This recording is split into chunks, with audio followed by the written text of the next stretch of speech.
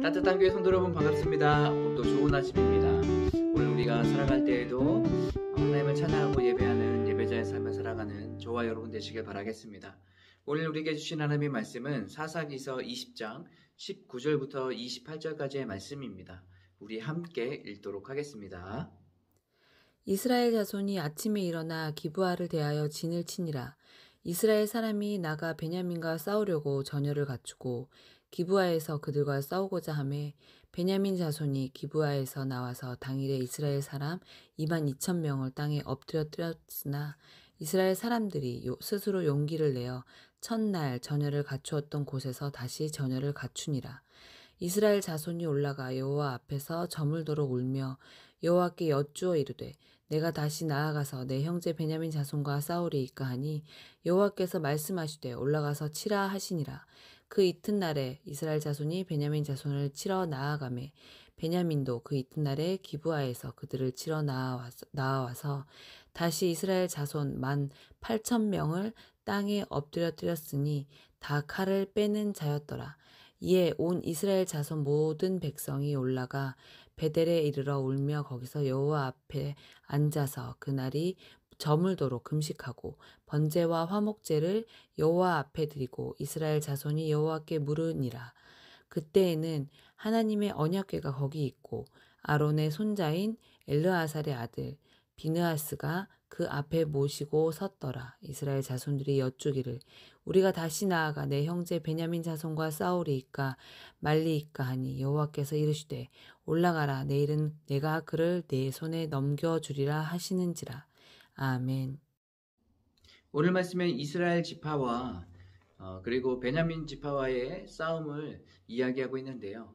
오늘 말씀에 보면 총 3번의 싸움이 있게 됩니다. 그런데 이스라엘 지파의 사람들이 2번 패하게 됩니다. 첫 번째에서는 약 22,000명 되는 사람들이 죽임을 당하게 되고 두 번째 전투에서는 18,000명 정도 되는 사람들이 죽게 됩니다. 상황적으로 봤을 때 이스라엘 지파, 그러니까 베냐민 지파를 제외한 다른 지파들은 40만 명 정도 되는 그런 인원을 갖고 있었기 때문에 베냐민 지파와 이스라엘 지파의 싸움에서는 당연히 이스라엘 지파가 이길 것으로 생각되었습니다. 하지만 오늘 말씀에 보면 첫 번째 전투에서도 그렇고 두 번째 전투에서도 그렇고 두 번 다 패하는 것을 볼 수가 있습니다. 이스라엘 지파들이 같이 모여서 연합해서 베냐민 지파를 치려고 할 때 이들은 자신들의 마음대로 자신의 뜻대로 결정하였습니다. 그리고 자신들의 그 뜻과 마음대로 결정한 것에 하나님의 도우심을 나중에 구했죠. 그래서 하나님 우리가 이렇게 정했으니까 하나님 이렇게 도와주셔야 돼요 라고 하는 그런 모습을 보여줬거든요. 그 결과 하나님께서는 첫 번째 전투도 두 번째 전투도 다 패하게 하셨습니다. 두 번째까지 패한 이 이스라엘 지파들이 다시 한번 하나님 앞에 묻기 시작합니다. 이때 물을 때에는 서로가 울고 금식하고 하나님 앞에 번제와 화목제를 드리면서 나아가죠. 그리고 이번에는 좀 다른 방향으로 질문합니다.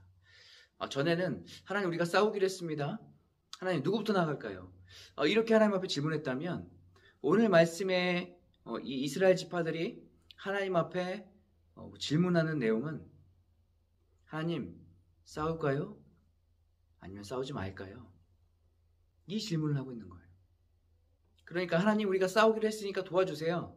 이게 아니라 처음으로 돌아가서 하나님 우리가 이 전투를 행할까요? 아니면 하지 말까요? 그러니까 처음으로 돌아간 것이죠. 이제 이스라엘 지파들이 알게 된 것 같아요. 우리가 우리의 욕심대로 우리의 생각대로 우리의 뜻대로 하나님의 뜻을 맞추려고 했구나. 그것이 아니라 처음으로 돌아가서 하나님 우리가 이 싸움을 할까요? 아니면 말까요? 질문의 방향이 바뀌었습니다. 저는 오늘 말씀 묵상하면서 우리의 삶의 태도가 먼저 이래야 되지 않을까 생각돼요. 내가 원하는 대로 내 뜻대로 하나님 내가 이렇게 정했으니까 하나님 도와주셔야 돼요. 하나님 이끌어 주셔야 돼요. 잘 되게 해주세요. 이런 내용의 삶의 기도의 태도보다 우리가 어떤 일을 하기에 앞서서 먼저 하나님의 뜻을 구하는 거예요. 제가 여러분과 같이 3일 동안 계속 말씀을 나누면서 우리가 하나님의 뜻을 구해야 된다라고 이야기하지 않았습니까? 오늘도 마찬가지인 것 같아요. 우리가 어떠한 일을 할 때 먼저 하나님의 뜻을 구하는 거예요. 혹시라도 내 뜻대로 지금 하고 있는 그 일들이 있다면 오늘 이스라엘 지파들이 하나님 앞에 질문했던 것처럼 다시 처음으로 돌아와서 하나님의 뜻이 무엇입니까? 하나님의 마음을 우리에게 주시옵소서 라고 고백하며 나아가야 되지 않겠습니까? 사랑하는 성도 여러분, 우리가 오늘 하루 살아갈 때에도 하나님의 뜻을 구하며 살아가길 바랍니다. 내가 원하는 것, 내가 생각하는 것에 맞춰서 하나님께 도움을 구하는 것이 아니라 먼저 하나님의 뜻이 무엇인지 우리가 구하고 그 뜻대로 우리가 순종하는 그런 모습을 보이길 바라겠습니다. 오늘 여러분과 함께 나눌 찬양은 다시 복음 앞에라는 찬양입니다. 이 찬양 부르시면서 하나님, 우리가 다시 한번 복음 앞에, 또 다시 한번 하나님 앞에 나아갈 수 있도록 인도해 주시옵소서 라는 마음을 가지고 이 찬양 부르시고 기도하도록 하겠습니다.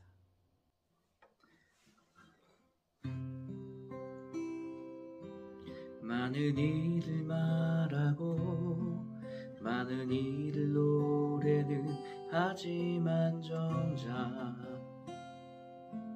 가지 않는 길, 두려운 생각보다 많이 힘들고 험한 길보단 그저 말로만 가려기에 점점 멀어져만 가네. 내게 생명 주었던 그 길 점점 이용하려 하네. 내게 사랑 주었던 그 길 다시 복음 앞에 내 영혼 선해. 주님 만난 그때 나 다시 돌아가 주님께 예배드리며 다시 십자가의 길 걸으리. 다시 복음 앞에 내 영혼 선해. 주님 만난 그때 나 다시 돌아가 주님께 예배드리며 다시 십자가의 길 걸으리.